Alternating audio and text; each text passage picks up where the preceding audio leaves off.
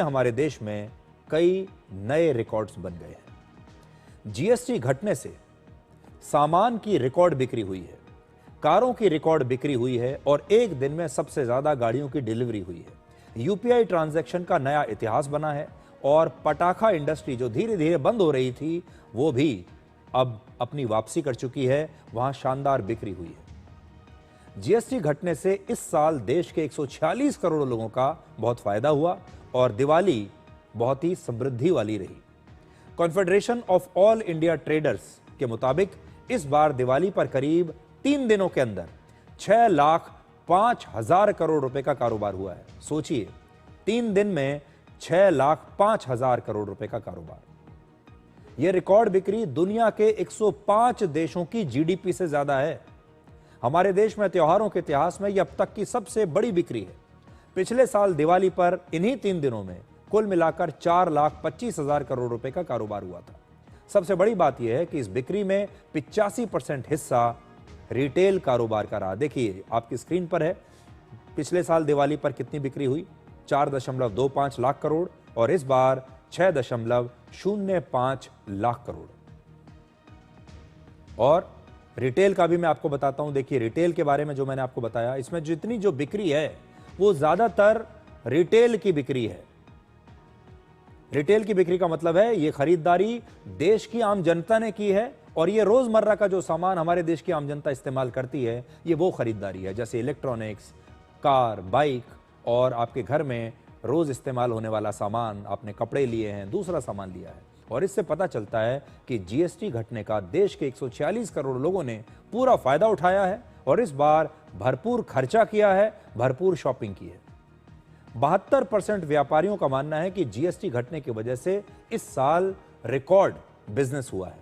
इस साल त्योहारों पर प्रधानमंत्री मोदी की स्वदेशी अपनाने की अपील का भी बहुत असर दिखाई दिया है।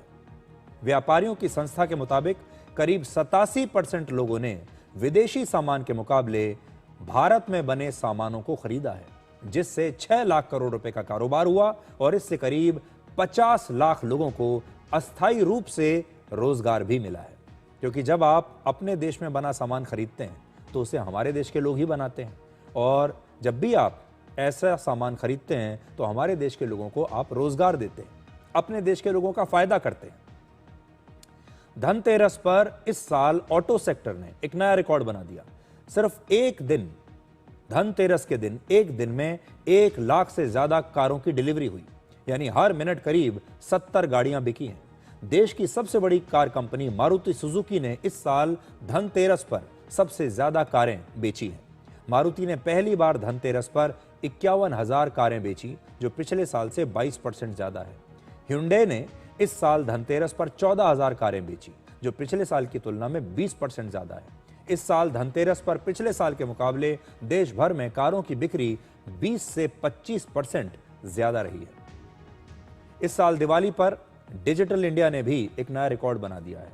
दिवाली के दिन 74 करोड़ यूपीआई ट्रांजैक्शंस हुए हैं, यानी हर मिनट 5 लाख से ज्यादा बार लोगों ने यूपीआई से पेमेंट किया। एक अनुमान के मुताबिक धनतेरस से लेकर दिवाली के दिन तक सिर्फ 3 दिन में 215 करोड़ से ज्यादा यूपीआई ट्रांजैक्शंस हुए, यानी हमारे देश की आबादी से करीब 1.5 गुना ज्यादा यूपीआई पेमेंट सिर्फ 3 दिनों में हुए। इससे आप समझ सकते हैं कि यूपीआई कितना सुपर हिट हो रहा है बाजारों में। इस साल पटाखे की बिक्री भी पहले के मुकाबले बहुत ज्यादा हुई है। तमिलनाडु के शिवकाशी में दिवाली पर 7,000 करोड़ रुपए से ज्यादा के पटाखों की बिक्री हुई। पिछले साल की तुलना में ये 1,000 करोड़ रुपए ज्यादा है। देश के लगभग 90% पटाखे शिवकाशी और उसके आसपास के इलाकों में बनते हैं।